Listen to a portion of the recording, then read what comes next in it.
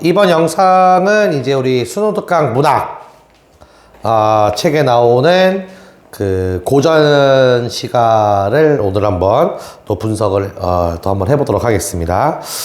특히나 우리 회원요고 이번에 시험 범위에 들어가는 우리 문학 교과 우리 순호특강 문학 책 46쪽에 나와 있는 고전 시가 2번 지문에 나오는 고전 시가 두 편을 쌤하고 한번 오늘 정리하는 시간 갖도록 하는데, 첫 번째 나오는 작품은 이제 우리 동동, 우리 대표적인 고려가요, 고려가요 작품인 동동이고요. 그 다음에 이제 두 번째 나에 나오는 작품은 이제 그 가사 문학의 하나인 황계사라고 하는 작품, 요 두 가지가 되겠습니다. 사실 고전 시간은 이렇게 고어, 우리 수능시험이나 뭐 우리 물론 이제 내신 시험에도 마찬가지지만 고어 형태로 출제될 확률이 크다는 점에 현대어 풀이가 굉장히 중요하다. 그래서 이번 시간에는 선생님이 작품을 이제 분석하면서 일단 현대어 풀이를 좀 먼저 하고요. 그 다음에 현대어 풀이가 선행이 돼야지만 그 작품에 대한 어떠한 주제 의식도 보이고 문제를 원활하게 풀 수 있는 이제 그 팁들이 많이 주어지기에 좀 오늘은 요 현대어 풀이에 좀 중심으로 선생님이 이 작품 해설을 한번 해 보도록 하겠습니다. 그죠? 자, 그러면은 이제 바로 좀 볼게요. 우리 동동부터 보는데, 선생님이 좀 전에 설명한 바와 같이, 우리 동동과 같은 이제 우리 문학의 갈래를 우리 뭐라 그랬어요? 고려시대 때 불러졌던 이제 고려가요가 되겠습니다. 자, 고려가요는요, 고려시대 때 전반적으로 누구 중심의, 그렇죠, 서민층 중심의 문학의 한 갈래이라는 점. 그죠? 그래서 참고로 이제 이 당시에 뭐 고려시대 같은 경우는 뭐 여러분들 잘 알다시피 이제 귀족사회잖아요. 그죠? 계급사회잖아요. 그죠? 네, 그래서 계급사회에서 일반 우리 백성들, 서민들 중심으로 불려졌던 가요. 이게 고려가요고요. 참고로 귀족층들에서 귀족층들은 경기체가라고 하는 그런 가요를 불렀다는 점에 좀 차이를 두고 있다. 그래서 이제 우리가 지금까지 우리한테 전승되어 내려온 고려가요 하면 서민층 중심 중에서도 우리 여성, 그죠? 우리 여성층이 중심이 된 고려가요가 많이 지금까지 전승되어 오고 있다라고 하는 거. 자, 그리고 이제 고려가요를 여러분들이 이해하시려면 특히나 이제 내신 시험에서는 고려가요의 특징도 간혹 물어보잖아요. 그죠? 두 가지 좀 기억합시다. 첫 번째, 고려가요 때부터 우리가 시에서 가장 중요한 요소인 운율이 형성돼 나오기 시작했다. 그래서 고려가요 때의 운율은, 그죠? 이른바 몇 음보라고 기억하랬죠, 선생님이? 바로 할게요. 3음보의 율격을 지닌 운율이 겉으로 드러나는 외형률의 특징을 보이고 있다. 이해됩니까? 3음보의 율격, 하나의 음보율의 성격을 보이고 있다는 거. 자, 두 번째, 이게 바로 뭐야? 두 번째, 고려가요의 특징 중에 하나인 뭐야? 후렴구의 어떠한 반복, 그죠? 이게 어떠한 이제 고려가요의 가장 중요한 특징 중에 하나죠? 다시 한번 얘기하면 후렴구가 반복된다는 거.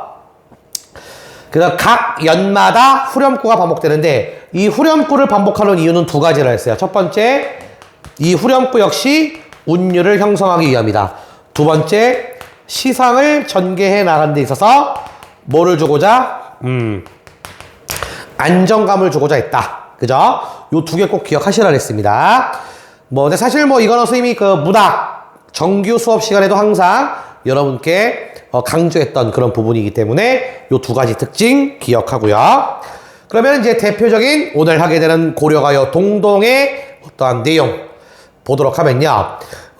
이 고려가요는 이제 동동이라는 제목이 있는데 이 동동은 쉽게 말하면 북소리 있죠. 그냥 북소리를 나타내는 그냥 음성 상징어, 의성어로서의 역할을 하는 거고, 그러니까 제목을 가지고 이 고려가요의 어떤 주제의식은 좀 파악하기 힘들지만, 그러니까 북소리를 그냥 형성했다라는 점, 그죠? 요렇게만 알고 계시고요. 그럼 왜 갑자기 선생님이 이 북소리 얘기를 하느냐? 가요잖아요, 가요. 그러니까 악기도 동반이 돼야 되겠죠. 이게 실질적으로 이 당시에 악기를 이용해서 이렇게 고려가요, 이런 가요를 많이 불렀다고 하라는 점에 뭐 악기 소리를 이제 형성했다는 거고. 그러면 이제 이 동동의 좀 주제의식부터 선생님이 여기다 좀 정리해보면, 남녀 간의 어떠한 사랑과 이별을 다룬 테마, 특히 이별을 주제로 한 이 가요가 이 동동의 주제가 된다. 그래서 결국 임에 대한 어떠한 사랑과 이별을 주제로 한 이런 작품들 중에 화자는 여성이잖아요. 여성. 그죠? 그래서 여성이 화자가 된 어떠한 이런 작품들은 거의 대부분 이제 사랑하는 님이 이제 시적 대상으로 나와줘야 되고, 그 님을 영원히 사랑한다. 그죠? 네, 그죠? 임에 대한 영원한 사랑. 하지만 지금 님은 나한테 있어 없어? 없어. 그 님을 그리워하는 마음, 그리운 마음을 다룬 것이 이 고려가요의 주제의식이 되겠고요. 자, 이 동동은요, 여러분들 이 동동은 아주 중요한 그 특징이 있어요. 이 동동은 첫 번째 연부터 마지막 연까지 어떠한 형식을 취하고 있느냐, 요거 조금 중요합니다. 어떤 형식을 취하고 있느냐, 바로 월령체 형식의 어떠한 구성이라는 거. 요 말 오늘 꼭 기억하셔야 됩니다. 월령체 형식으로 시상이 전개되고 있다. 자, 그럼 이제 월령체라는 말 여러분 기억하셔야 되겠죠. 이 월령체가 이제 다른 말로 가면 이제 달거리 노래라는 뜻이죠. 달거리 노래. 뭐 요런 뜻인데, 요 말인 즉슨 1월부터 12월까지 각 달마다 님을 생각하는 마음을 다룬, 그죠? 님에 대한 어떠한 걱정, 님을 생각하는 표현을 1월부터 12월까지 이렇게 쭉 이어서 쓴 노래가 월령체 형식이다. 이렇게 부른다는 거죠. 그래서 1월부터 12월, 그죠? 네까지 이제 쭉 이제, 각 그 달을 살면서, 뭐, 님을 그리워하는 마음을 계속 이제, 표현을 하겠죠. 그래서 이 동동은 1월부터 12월까지 각 달별로, 우리 세시풍습 있죠. 세시풍습. 그러니까 세시풍속이라는 게 뭐야? 24절기잖아. 우리 절기로 따지면 1년을 24절기로 구분했을 때, 각 절기마다, 하는 우리 그 세시풍속이 있어요. 뭐 예를 들면, 뭐 얼마 되지 않았지만 1월이면 뭐야? 정월, 설날이죠. 설날에는 뭐 해요? 당연히 웃 어른에게 차례를 지내고, 그 다음에 뭐 떡국을 먹고, 그 다음에 새 옷을 입잖아. 이런 어떤 세시풍속. 이 세시풍속과 이걸 하면서 님을 생각하는 그런 마음을 다룬 것들이 이 동동에 그대로 표현이 돼 있다라고 보시면 되겠죠. 그래서 이러한 어떠한 형식을 우리 뭐라고 다시 한번 얘기하면 월령체 형식이다. 이렇게 여러분들이 먼저 기억해 주시면 되겠습니다. 그러면은 이제 그 첫 번째는 당연히 정월 1월령부터 나오겠죠. 1월부터 쭉 나오는데, 원래는 그 이 동동의 원본은 1월부터 12월령까지가 나와야 되는데, 우리 수능특강 교재에는 1월, 4월, 8월, 10월만 나와 있습니다. 그죠? 그러니까 요것만 정리하시면 되겠죠. 아마 우리 이번 내신 시험에서도 그냥 월에만 해당하는 내용이 좀 출제되지 않을까 생각을 합니다. 그죠? 자, 그렇게 출제가 된다는 가정하에 1월을 우리가 정월이라고 합니다. 정월령부터 한번 정리해 봅시다. 항상 해석을 잘 하라고 했습니다. 문학은요. 그죠? 고전 시간은. 자, 정월의 냇물, 시냇물이죠. 1월의 시냇물, 감탄구죠? 감탄구입니다. 얼고 녹고 하는데, 그죠? 그쵸? 이제 추운 겨울에서 이제 조금은 이제 좀 따뜻한 봄으로 가는, 뭐, 요러한 어떠한 절기인 정월의 시냇물은 얼었다, 녹았다, 이렇게 하는데, 세상 가운데 나서는, 여기서 나선다는 의미가 그 세상에서 이제 태어났다라는 의미입니다. 세상 가운데 태어나 이 몸은 어떻게 지낸대요? 여기 바로 나오죠? 어떻게 지낸대? 홀로 지낸대요. 왜? 내 옆에 님이 있으니까 없으니까? 없으니까. 그죠? 여기서 바로 시적 상황이 안 나타나? 시적 상황이 나타나죠. 그죠? 화자의 외로운 처지가 여기 나타난다는 거죠. 그죠? 1월에 시냇물 얼었다 녹았다 하는데 내 옆에 님은 없다 이런 뜻이 되겠습니다. 그죠? 그래서 여기 다음에 나오는 아으동동다리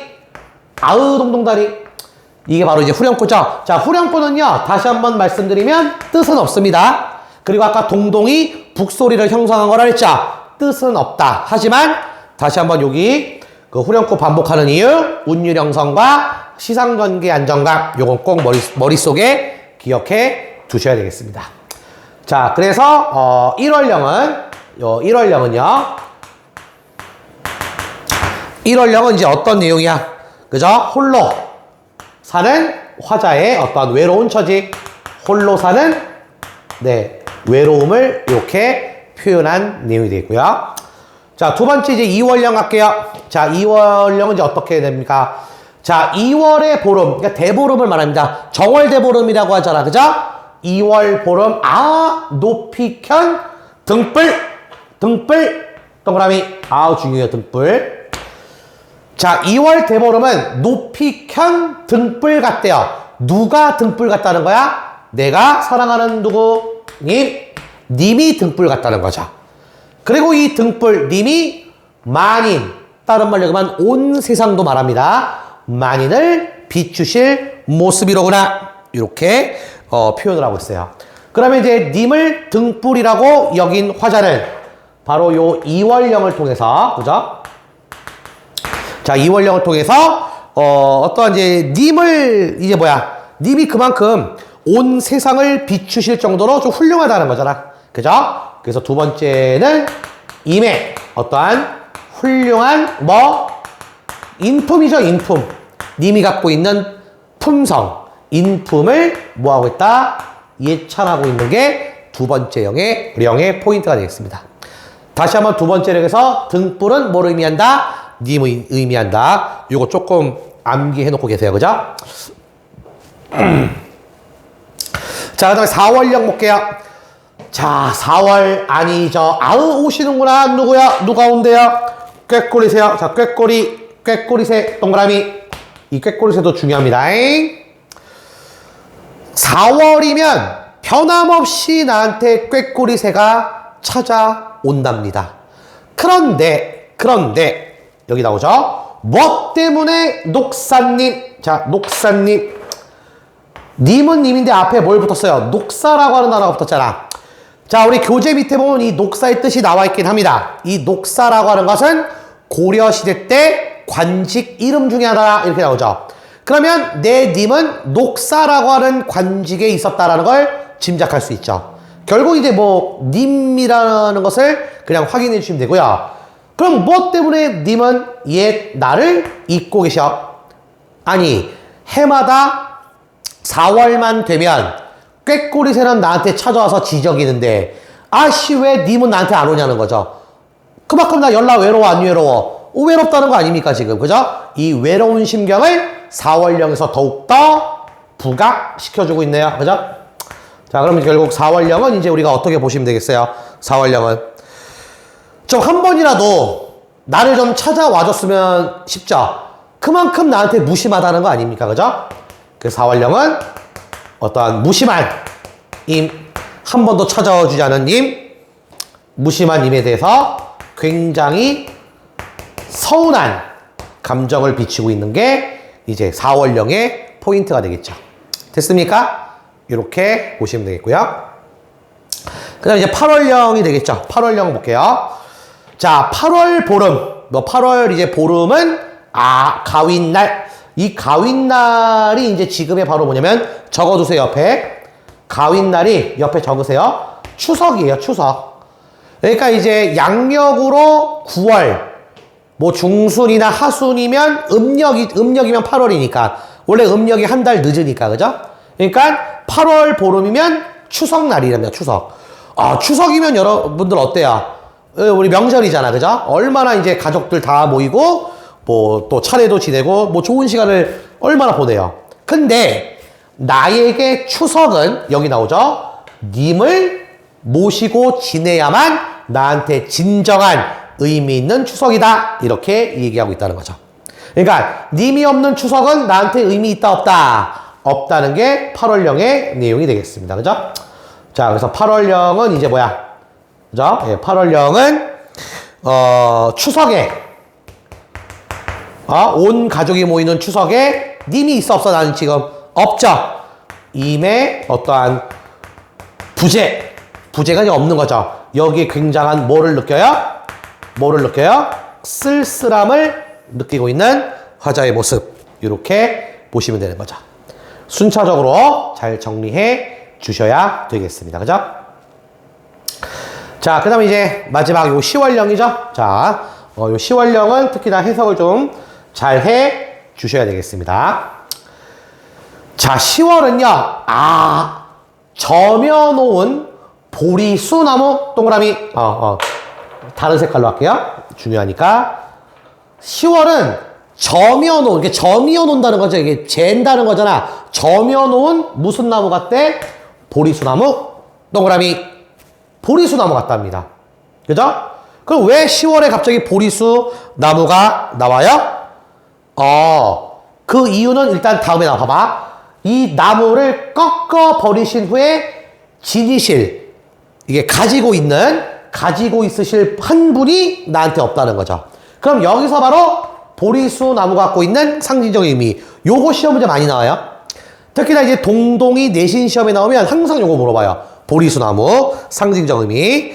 결국 이 보리수 나무가 보리수 나무를 지니고 다닌다. 가지고 다닐 그 한 분이 없다. 님이 없다는 거 아니야. 그랬을 때 보리수 나무는 바로 뭐야? 내가 사랑하는 임에게 나 뭐 했어? 버림받았어. 임에게 버림받은 어떠한 화자를 의미한다. 요 꼭 좀 기억해 주셔야 되겠습니다. 그죠? 그러니까 이제 보리수 나무를 좀 꺾으면 갖고 다니셨으면 좋겠는데 그것도 아니라는 거 아니야. 그만큼 나 화자한테 뭐를 받았다? 버림을 받았다. 라는 걸 이렇게 보리수 나무라는 소재를 활용해서 이렇게 비유했다는 거 기억을 하시면 되겠죠. 그래서 10월령은 지금 여기다가 볼게요. 10월령은 결국 임에게 방금 얘기했죠? 보리수 나무 의미 임에게 어떠한 버림을 나 받은 거에 대해서 내 신세를 뭐하고 있어요? 이렇게 내 신세를 한탄하고 있다. 이렇게 여러분들이 정리하시면 되겠습니다. 그죠? 그래서 이제 뭐 간단하게 본 겁니다. 그죠? 우리 교재에는 이렇게 몇 개의 달만 실려 있으니까 요거 내용만 잘 정리하시고요. 그죠? 그래서 다시 한번 강조하면 현대어플이 선행이 되셔야 되겠고요. 그 다음에 이 동동의 주제. 그죠? 님에 대한 어떠한 사랑, 뭐 그리워하는 어떠한 마음을 1월부터 12월 이렇게 나누어서 자신의 심정을 밝히고 있다. 달거리 노래다. 그죠? 달거리 노래라는 거 기억하시면 되겠습니다. 됐죠? 자, 그리고 이제 두 번째 작품이 이제 뭐야? 두 번째 작품. 요게 이제 제목이 뭐예요? 제목 황계사라고 되어 있습니다. 그죠? 그래서 요걸로 또 선생님이 요거 정규 수업 시간에 한번 이거 연계가 유력하다. 그죠? 예, 연계가 유력하다라고도 선생님 한번 여러분들께 얘기를 또 했던 기억이 나는데 다시 한번 체크를 해 주시고요. 자, 그래서 이와 같은 이제 문학에 관련은 우리 좀 전에는 고려가요라는 이제 장르를 봤죠? 요거 이제 가사 문학입니다. 가사 어떻게 보면.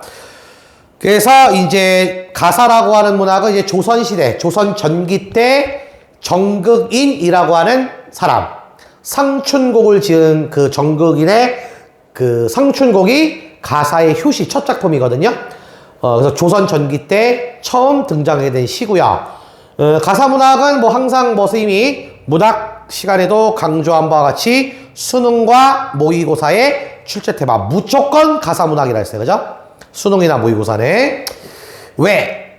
가사 문학은 굉장히 길죠. 여러분들 보면 시의 형식을 띠지만 내용이 굉장히 길다. 그 이유를 선생님이 설명했죠. 왜? 시 속에 소설, 이야기의 어떠한 특징을 담은 산문의 형식을 담은 내용들이 많이 들어있기 때문에 시 내용이 길어질 수밖에 없다는 거죠. 그러니까 이러한 특징을 보이고 있는 가사 중에 오늘 하는 요 황계사. 그래서 일단은 여러분들 여기서 황계라는 의미를 좀 먼저 의미를 확인하셔야 되겠죠. 그죠? 왜냐면 이제 시에서는 이제 가장 중요한 거, 제목이 갖고 있는 어떤 의미 파악하는 게 먼저 여러분들이 선행이 되셔야 되기 때문에 황계사의 이 황계, 말 그대로 이제 황이 뭐야? 누렇다, 노랗다라는 뜻이고, 이 계자가 무슨 계자? 계자가 닭을 말하잖아. 닭. 누런 닭을 의미하는 거잖아. 그래서 이 황계라는 의미는 이 가사에서 어떤 의미로 쓰여? 예, 바로 이 병풍에 있는, 병풍 안에 그려져 있는 누런 닭, 황계. 그죠? 이 병풍에 그려져 있는 이 누런 닭이 만약에 살아요. 살아서 내 앞에 뛰쳐나와. 살아나서 이 누런 닭이 울어요. 누런 닭이 울어요. 이런 상황은 말이 되는 상황이야? 말이 안 되는 상황이에요. 이런 상황들은 당연히 말이 안 되는, 있을 수 없는 불가능한 상황이죠. 아니, 생각해봐. 어떻게 병풍에 그려진 누런 닭이 살아나서 울어요. 말이 안 되잖아. 그래서 화자는 이러한 불가능한 상황이 어떻게, 불가능한 상황이, 그죠? 이러한 상황을 알고 있으면서 그만큼 이러한 불가능한 상황을 인식함으로써 그만큼 임과의 재회가 힘들다라고 하는 것을 이제 이 가사문을 통해서 표현하고 있다라고 하는 거. 그랬을 때 당연히 이 가사의 주제도 뭐야? 임에 대한 어떠한 간절한 어떠한 그리움. 그죠? 네, 간절한 그리움. 요거를 주제의식으로 하는 작품이 요 황계사의 포인트가 되겠다는 거죠. 됐습니까? 그러니까 뭐, 님에 대한 어떠한 이제, 님을 한번 보고 싶어 하는 마음.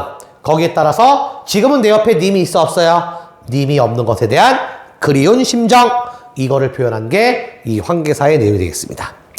자, 그럼 마찬가지로, 현대어 풀이를 좀 중심으로 하면서 이 내용을 한번 정리해 보도록 할게요.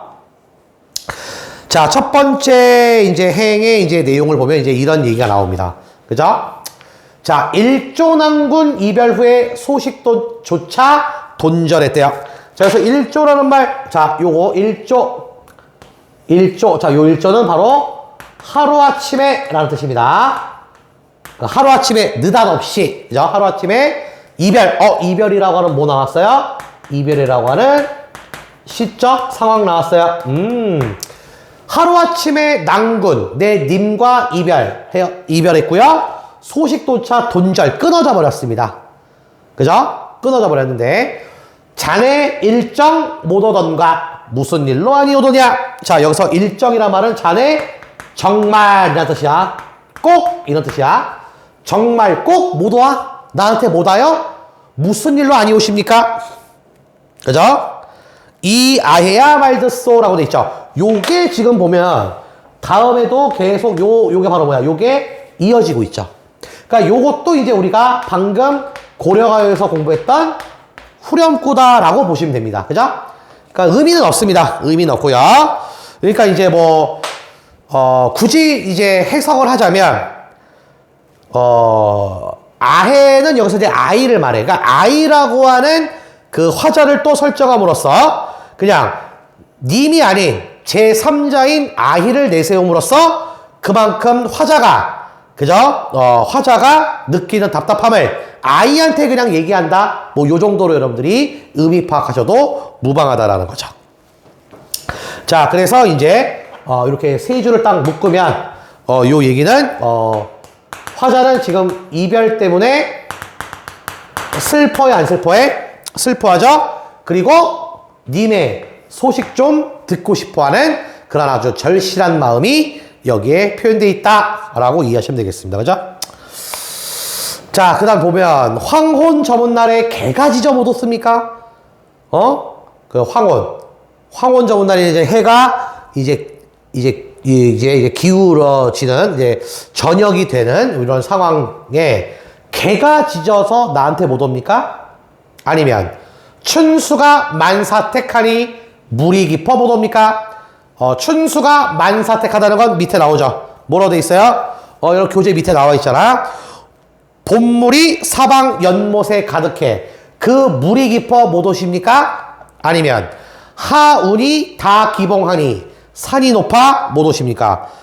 하운이 다 기봉하는 건 뭐래요? 여름 구름이 기이한 봉우리보다 많으니 봉우리가 많아 산이 높아 못 오십니까? 그죠? 뭐 이런 의미가 되는 거죠.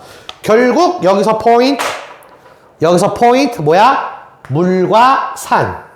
자연을 소재로 했지만 여기서는 물이 깊어 못하여 나한테 산이 높아 못하여 물과 산이 바로 뭐야? 자연의 어떠한 의미긴 하나 얘네 때문에 못 온다고 하면 바로 얘네는 화자와 뭐 그렇지 임 사이를 방해하는 하나의 뭐 장애물의 역할을 하고 있다. 그러니까 결국 물과 산은 여기서 장애물의 역할하니 바로 뭐야? 네, 어떠한 부정적인 이미지로서 역할하고 있다. 이런 것들이 시험 문제에 잘 나온다는 거지, 그지? 잘 체크해 놓으시고요, 그죠? 물과 산. 결국 뭐 이런 것 때문에 나한테 아니 오냐, 그죠? 뭐 이렇게 표현하고 있어요, 그죠? 그러니까 여기까지 딱 끊으면, 그죠? 여기 보는 거 여기까지 딱 끊으면 결국 왜 사랑하는 님이 나한테 오지 않느냐? 왜 오지 않느냐? 그죠? 재회를 못하는 나름대로의 그 이유를 뭐 하고 있어요? 추측하고 있잖아. 그죠? 물이 깊어 못 오냐? 산이 높아도 못 오냐? 뭐 이렇게 추측하고 있다. 이해됩니까? 자, 그 다음 보니까 이런 말이 나와요. 한 곳을 들어가니, 육관대사 성진이는 석교상에 팔선녀 데리고 희롱한대요. 여러분들 이거 뭐예요? 이거 많이 들었던 내용 아니야? 육관대사, 성진이, 팔선녀 이거 뭐야? 우리 해원여고 친구들은 작년 문학 시간에 써먹고 있잖아. 고전소설 중에 하나는 이거 뭐야? 구운몽 아닙니까? 우리 김만중이 썼던 구운몽. 구운몽의 등장인물들이잖아. 그럼 왜 갑자기 이 화자는 구운몽 얘기를 하고 있어요? 구운몽 얘기하고 있어요? 주제와는 지금 무관하잖아요. 그죠? 주제와는 무관한 왜 구운몽 이야기를 하고 있느냐? 이 당시에 이 황계사라고 하는 작품이 창작됐을 때 유행했던 소설이 구운몽이다 라고 해석하는 학자들이 많다라는 점. 그래서 구운몽이 그만큼 대중적인 인기를 끌고 있었던 소설이 있기 때문에 이 시의 화자도 이 구운몽을 보고 이게 생각이 난 것뿐이야. 그죠? 그래서 갖다 그냥 차용한 거다라고 이렇게 여러분들은 이해해 주시면 좋을 것 같아요. 그죠? 예, 구운몽은 그냥 이 구운몽은 그죠? 예, 주제의식과는 이제 무관하다, 관련이 없다. 그죠? 뭐 이렇게만 여러분들이 이해하셔도 무방하다라는 내용 이렇게 보시고요. 어쨌든 그래요. 지어자 좋으시고, 그죠? 그 다음에 이제 여기부터 좀 볼게요. 아까 스님이 황계사, 이 시의 제목인 그 황계사의 의미 중에 뭐라고 했어요, 여기? 병풍의 누런 닭. 이 누런 닭. 여기 이제 나오죠. 참고로 병풍이 뭐니, 병풍. 옛날에 특히 조선시대 때 이제 집 안에 햇빛이라든가 어떠한 밝은 빛을 좀 차단해주기 위해서 이게 깔아놓은, 그죠? 병풍, 그죠? 깔아놓은 것들을 말하잖아, 그죠? 여러분들 이게 이제 병풍이 그거잖아요, 그죠? 여러분들 시골에 뭐 차례 지내러 갈 때 그 차례상 뒤에 이게 병풍 깔아놓은 거 있잖아, 이렇게. 그거 말하는 거야, 병풍. 그러면 그 병풍 안에 그린 황계수탉, 이 누런 닭이죠? 그죠? 병풍에 그려져 있는 황계수탉이 두 나래는 이제 날개를 말해, 날개. 두 날개를 둥덩치고, 펼치고, 짧은 목, 닭 모가지가 짧잖아, 그죠? 이 목을 길게 빼. 긴 목을 애후려. 그죠? 예, 긴 목을 애후려. 딱 내뺐다는 거야. 긴 목으로 이렇게 내뺀다는 거야. 사경일점에. 이런 말이 나오죠. 사경일점. 여기서 이제 그 사경이라는 건 옛날에 시간을 나타내는 단위 중에 하나였습니다. 그러니까 사경이라고 하면 새벽 1시에서 3시를 말합니다. 2시간 간격으로 끊었거든요. 그러니까 새벽 1시에서 3시에 갑자기 이 시간에 날새라고 꼭 깨어 울거든 내님이 오려나. 이런 말이죠. 지금 이 상황이 바로 무슨 상황이야? 병풍에 그려진 누런 닭새끼가 갑자기 튀어나와서 울어요. 그것도 몇 시에 온대요? 새벽 1시에서 3시에. 미친 닭이잖아. 어떻게 닭이 새벽 1시에 울어요? 미친 닭이잖아. 이런 상황은 있을 수 있는 상황이 없는 상황이야. 좀 전에 얘기했죠? 있을 수 없는 상황이랍니다. 그쵸? 그러니까 이게 바로 아까 얘기했던 이게 바로 뭐야? 불가능한 상황이죠. 그죠? 이 불가능한 상황을 내가 알아. 그러니까 나 님과의 재회가 힘들어. 라는 것도 내가 알고 있는 거잖아.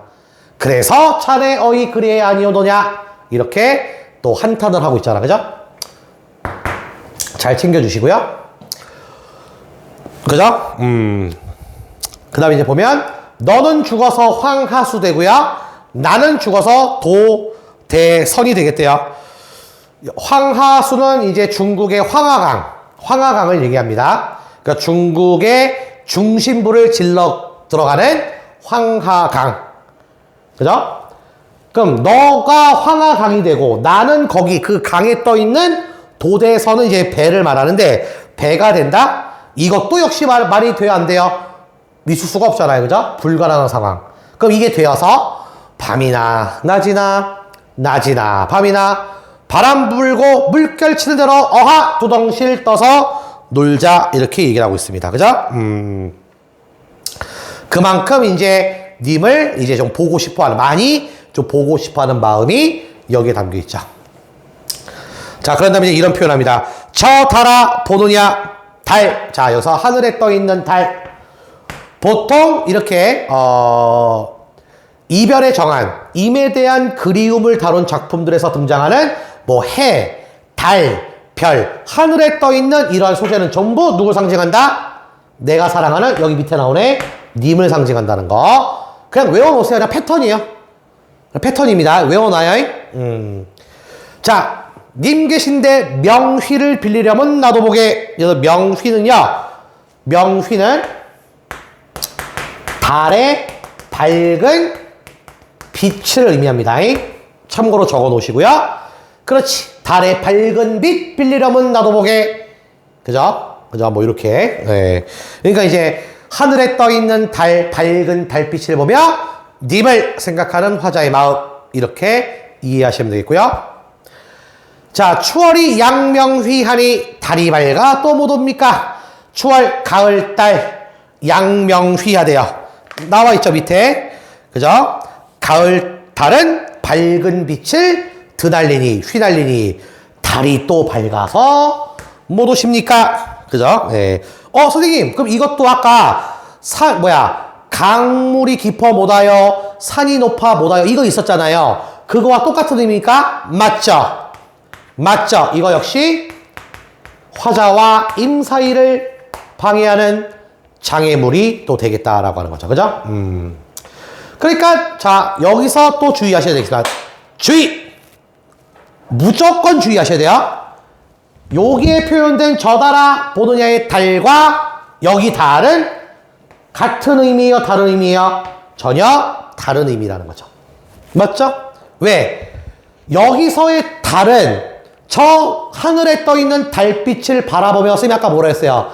달빛 바라보며 화자를 생각했는데, 얘는 뭐야? 얘는 갑자기 요 후렴구 다음으로 이어지는 달은 뭐야? 얘 때문에 못 오냐는 거잖아. 그러면 앞에 달과 뒤에 나온 달은 상징하는 의미가 전혀 다르겠죠.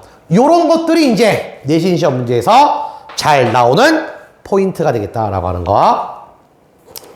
아무튼 어디를 가고 내 안이 오냐. 그죠? 그죠? 지어자 좋으시고 라고 마무리를 하고 있다. 그죠? 네. 그래서 이제 이렇게 우리가 이제 환계사도 한번 좀 정리를 했고요. 결국 우리 요번 요 고전시가 2번에 나오는 두 작품 동동과 환계사는 딱 두 작품을 비교 정리해 놓고 보니 공통적인 요소가 보이네. 뭐야? 화자가 여성이라는 점. 두 번째, 내가 그동안 사랑했던 님이 내 옆에 있어 없어? 없어. 그 님을 영원히 사랑하면서 또 언젠가는 재회할 거라는 거. 그죠? 언젠가는 재회할 거라는 거. 하지만 환계사와 같은 작품은 불가능한 상황, 일어날 수 없는 상황을 화자가 충분히 알고 있어, 안 알고 있어? 알고 있죠. 그러니까 불가능한 상황, 어차피 현실화될 수 없죠. 실현될 수 없으니 그만큼 다 님과의 재회가 어렵다는 것 또한 알고 있잖아. 그러한 님을 그리워하는 마음, 이렇게 좀 마지막으로 정리하시면 되겠습니다. 됐습니까? 네, 이렇게 하고요. 또 다음 영상에서 또 스님이 또 작품 정리 또 올리도록 할게요.